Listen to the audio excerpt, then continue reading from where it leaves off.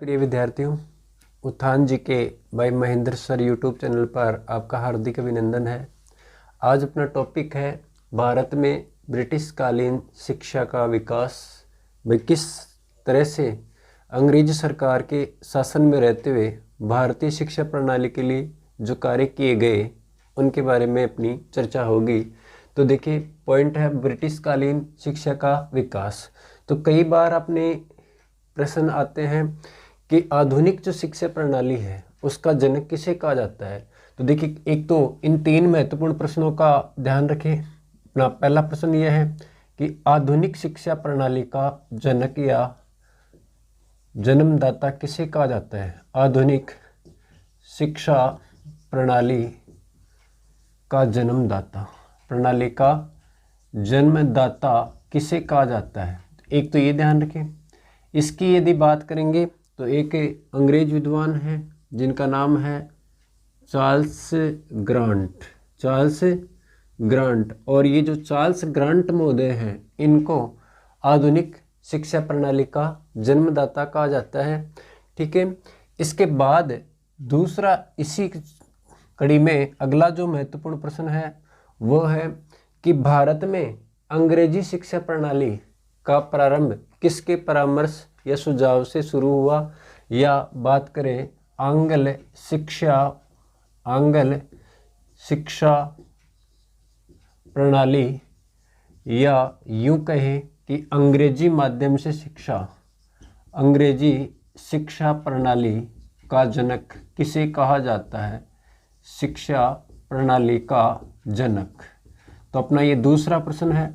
इसकी यदि बात करेंगे तो ये कहा जाता है किसको, तो लॉर्ड विलियम बेंटिंग के समय एक शिक्षा परामर्शदात्री समिति बनाई गई थी लॉर्ड मैकाले की अध्यक्षता में, और लॉर्ड मैकाले ने अंग्रेजी के माध्यम से भारत में शिक्षा की बात कही थी। तो लॉर्ड मैकाले को अंग्रेजी शिक्षा प्रणाली का जनक कहा जाता है। तीसरा और महत्वपूर्ण प्रश्न है कि आधुनिक भारतीय शिक्षा प्रणाली का मैग्ना कार्टा किसे कहा जाता है। तो देखिए, भारतीय शिक्षा का मैग्ना कार्टा, भारतीय शिक्षा का मैग्ना कार्टा की बात करें तो एक अधिकार पत्र होता है, और शिक्षा का मैग्ना कार्टा किसे कहा गया है, तो ये भी ध्यान रखिए, ये कहा गया है वुड डिस्पेच को क्या कहा जाता है, आधुनिक भारत की शिक्षा प्रणाली का Magna carta. Sir Charles Wood के द्वारा वुड डिस्पेच प्रस्तुत किया गया, और ये कब लाया गया था, 1854 ईस्वी में। 1854 ईस्वी में कौन सा प्रमुख आया है, वुड डिस्पेच। और इस समय तात्कालिक भारत का गवर्नर भी कई बार पूछा गया है, तो ये ध्यान रखेंगे तात्कालिक गवर्नर कौन था जिसके समय ये वुड डिस्पेच लाया गया। तो ये भी आप ध्यान रखेंगे, तात्कालिक गवर्नर था लॉर्ड डलहौजी के शासनकाल में ये वुड डिस्पेच लाया गया था 1854 में। तो यहाँ अपने तीन महत्वपूर्ण प्रश्नों की बात हुई। पहला, आधुनिक शिक्षा प्रणाली का जन्मदाता यदि आपसे पूछा जाए तो कौन होगा, चार्ल्स ग्रांट। दूसरा, आंग्ल शिक्षा प्रणाली या भारत में अंग्रेजी माध्यम से शिक्षा की बात करने वाला या सुझाव देने वाला व्यक्ति कौन है, लॉर्ड मैकाले। और इसने 1835 में अपनी रिपोर्ट सौंपी थी। बेंटिंग ने इसको सुझाव के लिए समिति का अध्यक्ष बनाया था। 1835 में इसने कहा कि भारत की शिक्षा जो है उसका माध्यम अंग्रेजी होना चाहिए, और भारतीय शिक्षा का मैग्ना कार्टा किसे कहा जाता है, वुड डिस्पेच को कहा जाता है, जो तात्कालिक गवर्नर डलहौजी के समय 1854 में लाया गया। अब देखिए, ये तो तीन महत्वपूर्ण प्रश्न थे जो कई बार इनका रिवीजन होता है। अब इस अंग्रेजी शासनकाल के दौरान जिस प्रकार से जिस क्रम में भारत में शिक्षा चली उसकी बात करेंगे। तो देखिए, अंग्रेजों के भारत में रहते पहली बार 1781 में एक मदरसा की स्थापना की गई थी। मदरसा इस्लाम धर्म में शिक्षा का केंद्र होता है। एक मदरसा होता है, एक मकतब होता है। तो अंग्रेजों ने पहली बार 1781 में, स्थान है कोलकाता, ठीक है, कोलकाता जो अंग्रेजों की राजधानी रही है कलकत्ता, यहाँ पे इन्होंने मदरसा की स्थापना की। कब? 1781 में। और ये कोलकाता में इसकी स्थापना किसके द्वारा की गई है? तो ये भी ध्यान रखेंगे, इसकी स्थापना जो है ना वो किसने की है? तो इसने की है वारेन हेस्टिंग्स के द्वारा। वारेन हेस्टिंग्स के द्वारा किसकी स्थापना की गई है? मदरसा की स्थापना कब? 1781 में, ठीक है। फिर बात करें कि ये क्या था, मदरसा क्या रहा है, तो इसकी अगर बात करेंगे तो ये था अरबी व फारसी भाषा अध्ययन केंद्र। अरबी फारसी भाषा अध्ययन केंद्र के रूप में किसकी स्थापना हुई है? मदरसा की स्थापना कब? तो 1781 ईस्वी में। किसके द्वारा? वारेन हेस्टिंग्स के द्वारा, ठीक है। और अरबी और फारसी भाषा के अध्ययन केंद्र के रूप में इसकी स्थापना हुई है कलकत्ता में 1781 में। 1784 ईस्वी में स्थापना की गई है किसकी? 1784 स्थापना हुई किसकी? Asiatic Society of Bengal. Asiatic Society of Bengal स्थापना कब हुई? 1784 में। और इसमें एक तो ध्यान रखेंगे इसके संस्थापक कौन थे? तो संस्थापक में ध्यान रखेंगे, संस्थापक एक तो कौन है? William Jones. संस्थापक कौन है? William Jones. और दूसरा इसमें है वारेन हेस्टिंग्स जो तात्कालिक बंगाल का गवर्नर जनरल था, वारेन हेस्टिंग्स, ठीक है। तो एशियाटिक सोसाइटी ऑफ बंगाल की स्थापना कब की गई? 1784 में। संस्थापक कौन है? विलियम जोन्स और वारेन हेस्टिंग्स। और इसके मुख्यालय की बात करें, इसका हेड क्वार्टर जो है वो कहाँ है? तो इसका हेड क्वार्टर है कलकत्ता में। हेड क्वार्टर कहाँ था? कलकत्ता बोल दो या कोलकाता बोल दो, जो कि हुगली नदी के किनारे है। अब देखिए इसके बाद इसका अन्य नाम की यदि बात करें कि इसका अन्य या दूसरा नाम क्या था, तो इसका दूसरा नाम था Royal Society of Bengal. Royal Society of Bengal, इसी का अन्य नाम, दूसरा नाम था एशियाटिक सोसाइटी ऑफ बंगाल का, ठीक है। और इसका कार्य क्या था? तो कार्य की यदि बात करेंगे तो इसका कार्य था प्राचीन भारतीय इतिहास व संस्कृति। प्राचीन भारतीय इतिहास व संस्कृति की खोज करना। खोज बोल दो या क्या बोल सकते हैं? अन्वेषण तथा अध्ययन, ठीक है। तो एशियाटिक सोसाइटी ऑफ बंगाल की स्थापना कब की जाती है? 1784 में। किसके द्वारा? दो व्यक्ति हैं, एक का नाम है विलियम जोन्स और दूसरे का नाम है वारेन हेस्टिंग्स। और कब स्थापना की गई? 1784 में। उद्देश्य क्या था? प्राचीन भारतीय इतिहास व संस्कृति की खोज करना, अन्वेषण करना तथा इसका अध्ययन करना। अब देखिए इसके लिए जब कार्य किए गए तो दो प्रमुख व्यक्ति हैं, एक का नाम है विल्किंसन, एक व्यक्ति का नाम है विल्किंसन की यदि बात करें तो विल्किंसन जो है ना, इसने एक तो गीता का आंग्ल भाषा में अनुवाद। तो काफ़ी बार एक क्वेश्चन पूछा गया है, गीता का सर्वप्रथम अंग्रेजी या यूरोपियन या आंग्ल भाषा में अनुवाद किसके द्वारा किया गया है? तो आप निश्चित रूप से ध्यान रखेंगे, विल्किंसन ने करवाया गीता का आंग्ल भाषा में अनुवाद। और इस गीता की प्रस्तावना की यदि बात करें कि इसकी प्रस्तावना किसने लिखी है, तो प्रस्तावना लिखने वाले का भी ध्यान रखेंगे। प्रस्तावना लिखी वारेन हेस्टिंग्स के द्वारा। प्रस्तावना कौन लिखता है? वारेन हेस्टिंग्स के द्वारा। और अनुवाद किसने किया है? विल्किंसन ने। तो विल्किंसन ने एक तो किसका अनुवाद किया है? गीता का। और दूसरा ध्यान रखेंगे, प्राचीन काल में जो हित को हृदय को अच्छे लगने वाले जो उपदेश हैं उनकी साहित्य रचना है हितोपदेश। हितोपदेश। और हितोपदेश का आंग्ल भाषा में अनुवादक भी कौन है? आंग्ल भाषा में अनुवाद भी कौन करता है? तो ये भी यही करता है विल्किंसन महोदय। ठीक है। इसके बाद बात करेंगे विलियम जोन्स की। विलियम जोन्स जो है, इसके द्वारा 3 महत्वपूर्ण रचनाओं को आपको ध्यान में रखना है जिनका अंग्रेजी भाषा में अनुवाद किया गया। तो देखिए, विलियम जोन्स के द्वारा एक रचना है अभिज्ञान शाकुंतलम। अभिज्ञान शाकुंतलम।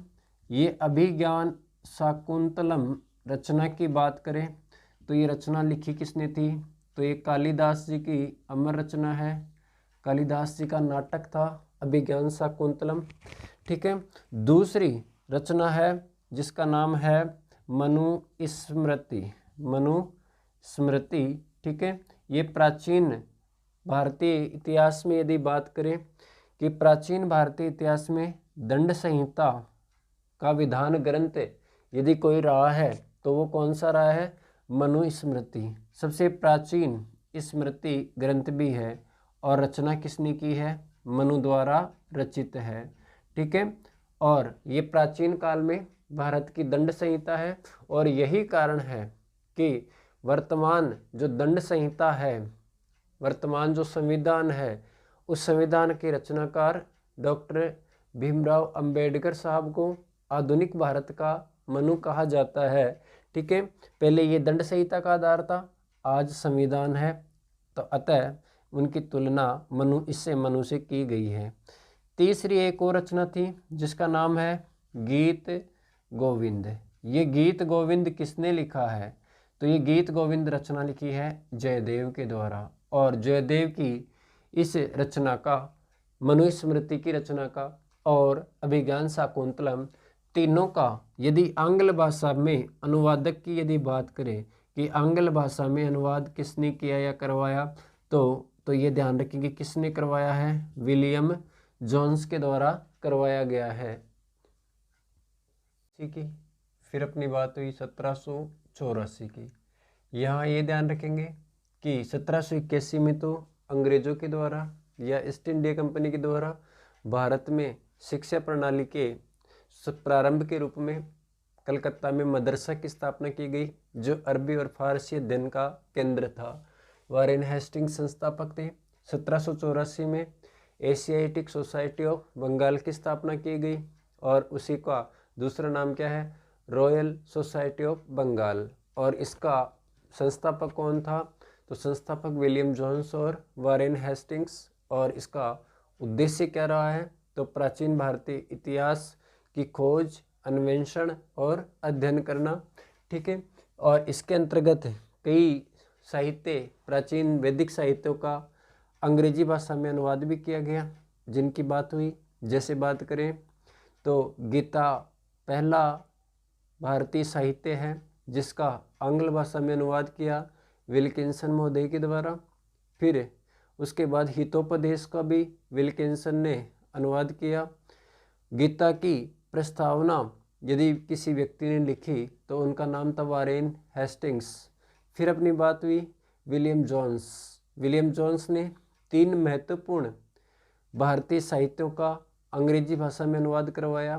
पहला अभिज्ञान शाकुंतलम। और वैसे भी देखें तो एशियाटिक सोसाइटी ऑफ बंगाल के द्वारा अनुवाद करवाई गई पहली भारतीय साहित्य रचना विज्ञान शाकुंतलम है, जिसकी रचना कालिदास जी के द्वारा की गई थी।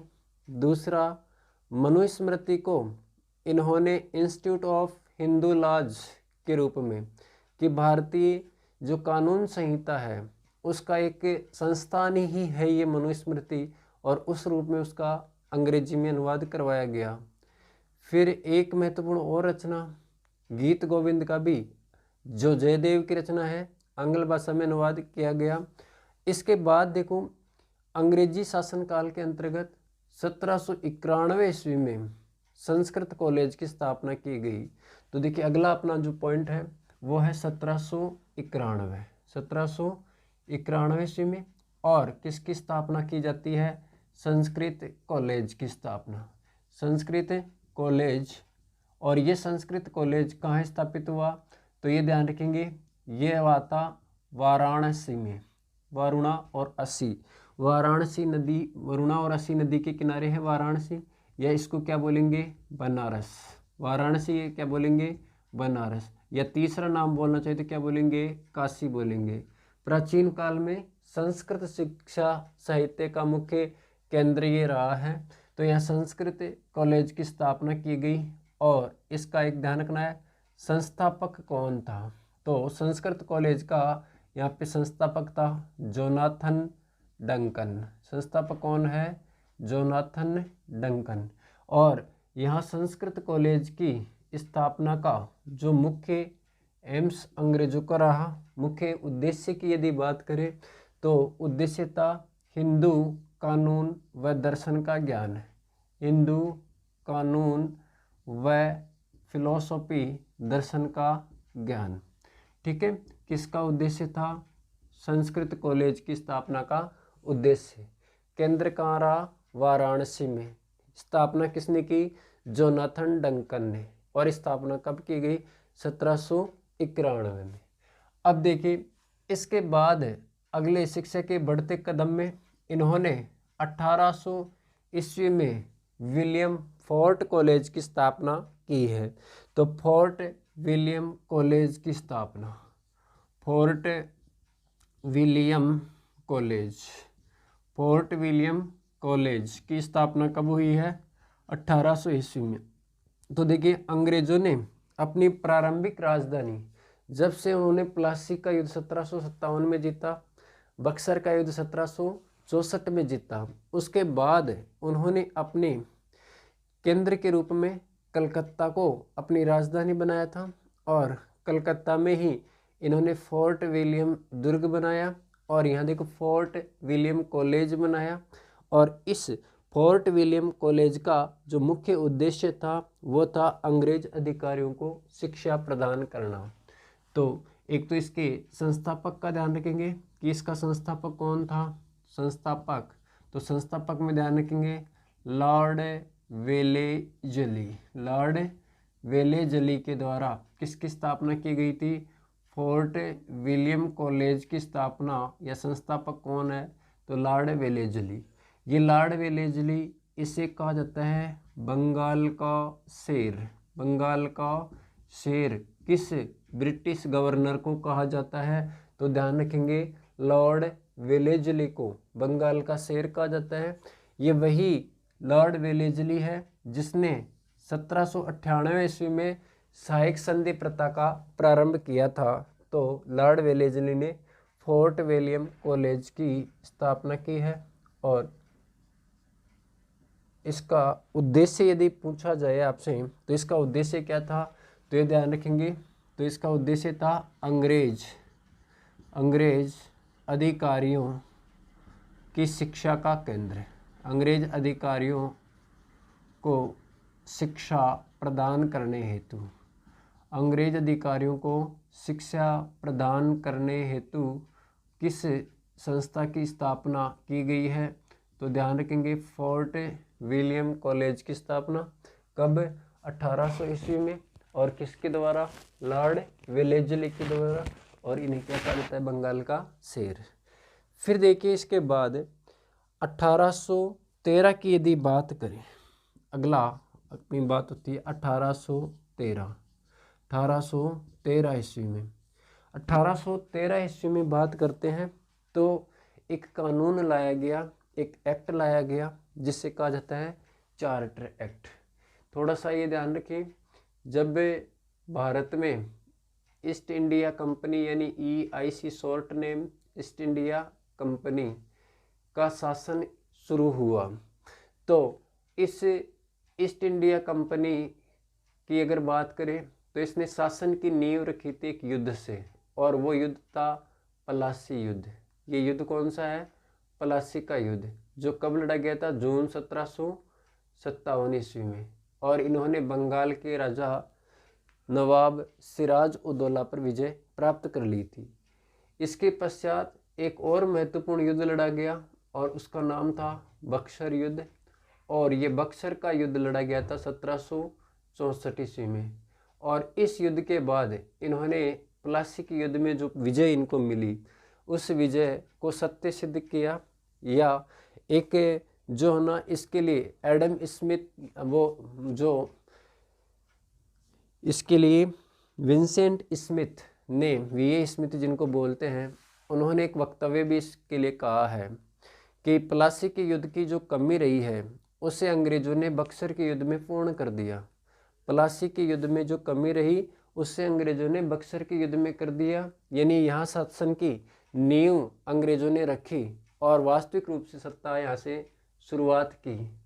फिर पहले आए अंग्रेज सिर्फ भारत में व्यापार के लिए थे, लेकिन उन्होंने धीरे धीरे भारत में कमज़ोर प्रशासन व्यवस्था का फ़ायदा उठाते हुए शासन की शुरुआत की। बंगाल से द्वैध शासन प्रारंभ हुआ प्लासी युद्ध के बाद। रॉबर्ट क्लाइव जो कि बंगाल का प्रथम गवर्नर बना। फिर जब इनको व्यापार के साथ साथ राजस्व से और आमदनी होने लगी, तो आमदनी बढ़ने से कंपनी में भ्रष्टाचार और व्याप्त हो गया।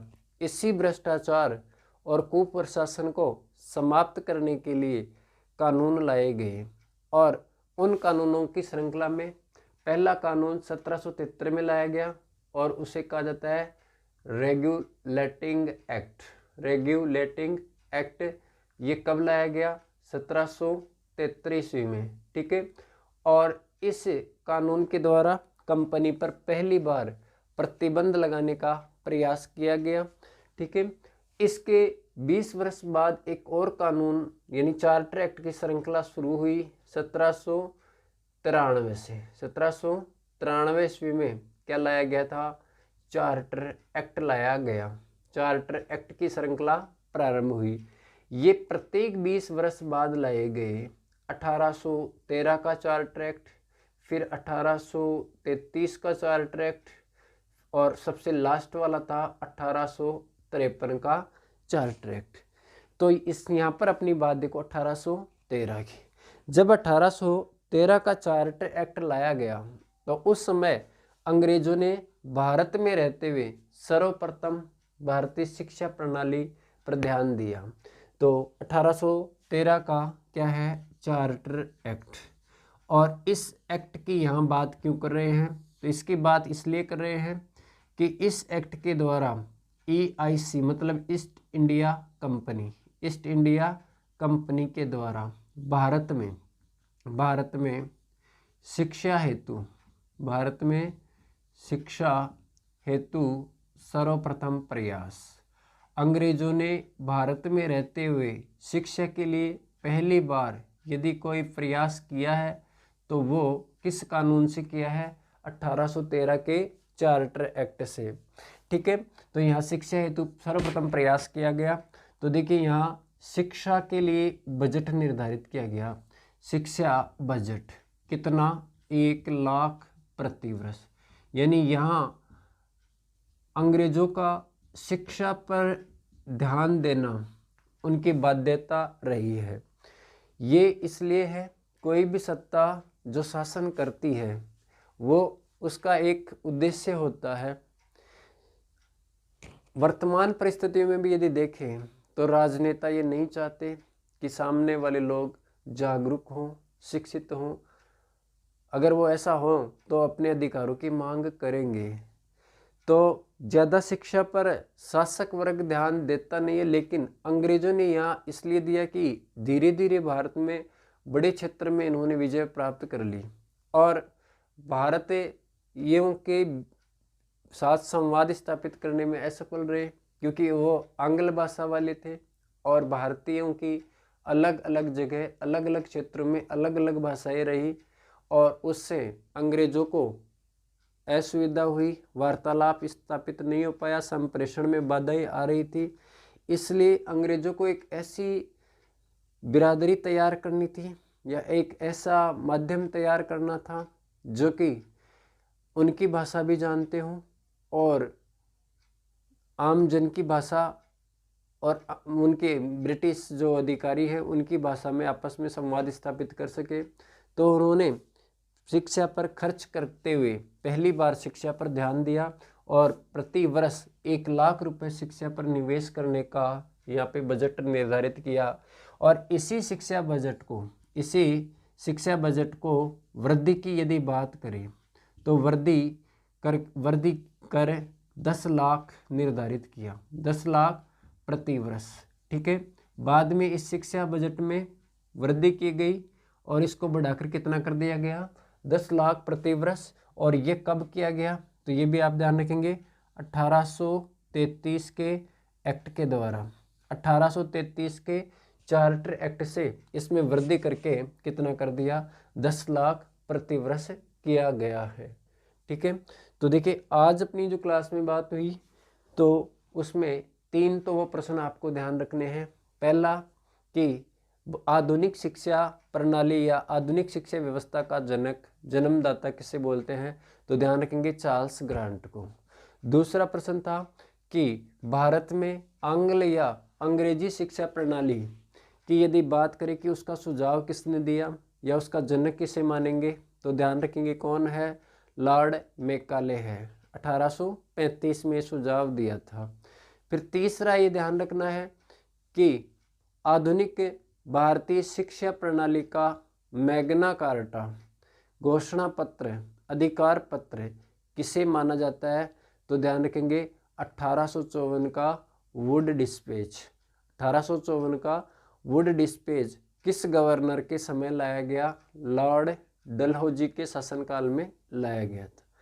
फिर अपनी शिक्षा संस्थानों के रूप में बात हुई तो 1781 में अंग्रेजों के द्वारा कलकत्ता में मदरसा की स्थापना की गई जो कि अरबी और फारसी अध्ययन का केंद्र था और संस्थापक थे वारेन हेस्टिंग्स।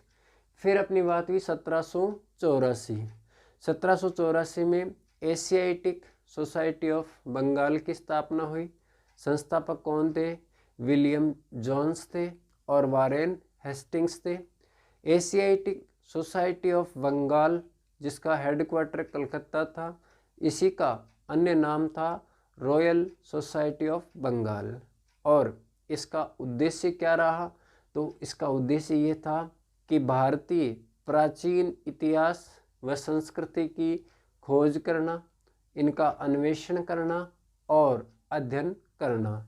इसी कड़ी के अंतर्गत कई भारतीय प्राचीन साहित्यों का, वैदिक साहित्यों का इन्होंने आंग्ल भाषा में अनुवाद करवाया। उनमें एक तो सर्वप्रथम गीता का अनुवाद किया गया विल्किंसन महोदय के द्वारा, जिसकी प्रस्तावना वारेन हेस्टिंग्स ने लिखी। फिर हितोपदेश नाम के एक साहित्य का अनुवाद किया गया और विलियम जोन्स के द्वारा 3 महत्वपूर्ण साहित्यों का ध्यान रखेंगे, अभिज्ञान शाकुंतलम जो कालिदास ने लिखा है, फिर दूसरा है मनुस्मृति जो कि प्राचीन दंड संहिता वाला ग्रंथ था, मनु द्वारा रचित है, और तीसरा जो रचना है वो थी गीत गोविंद जो जयदेव की अमर रचना है, उनका आंग्ल भाषा में अनुवाद किया गया। फिर अपनी बात ये हुई कि अंग्रेजों ने न केवल अरबी और फारसी पर ध्यान दिया बल्कि संस्कृत शिक्षा के केंद्र के रूप में शिक्षण संस्थान की स्थापना 1791 में की और संस्कृत कॉलेज स्थापित हुआ 1791 में बनारस में, वाराणसी जिसको बोलते हैं संस्कृत कॉलेज। संस्थापक था जोनाथन डंकन। संस्कृत कॉलेज की स्थापना का उद्देश्य था भारतीय दर्शन और कानून की शिक्षा प्रदान, मतलब कानून के अध्ययन केंद्र के रूप में। फिर इसके बाद अपनी बात हुई कि इन्होंने 1800 ईस्वी में फोर्ट विलियम कॉलेज की स्थापना की। फोर्ट विलियम कॉलेज की स्थापना की और इस फोर्ट विलियम कॉलेज का जो संस्थापक था उनका नाम था लॉर्ड वेलेजली। और उद्देश्य क्या था कि कंपनी के जो अधिकारी थे या ईस्ट इंडिया कंपनी के या अंग्रेज अधिकारियों के शिक्षा का प्रबंधन करना इसका उद्देश्य था। फिर अपनी बात हुई 1813 का चार्टर एक्ट। इससे पहली बार अंग्रेजों ने भारत में समुचित शिक्षा प्रणाली का विकास करने के लिए ये कानून लाया गया 1813 का चार्टर एक्ट। इसी के द्वारा प्रतिवर्ष भारतीय शिक्षा के लिए 1 लाख रुपए वार्षिक बजट निर्धारित किया गया और इसे बढ़ाकर बाद में 10 लाख प्रतिवर्ष कर दिया गया 20 साल के बाद 1833 के चार्टर एक्ट के द्वारा। ठीक है, 1813 में ये प्रबंध इसलिए भी किया गया कि अंग्रेजों को भारत में शिक्षा वर्ग के रूप में एक योग्य प्रशासनिक वर्ग की आवश्यकता पड़ी, इसलिए उन्होंने ना चाहते हुए भी भारतीय लोगों की शिक्षा प्रणाली के लिए कार्य किया। तो आज के लिए इतना ही। धन्यवाद। जय हिंद, जय भारत। लगातार जुड़े रहिए उत्थान जीके के साथ। मैं महेंद्र यादव सर। नमस्कार, गुड इवनिंग।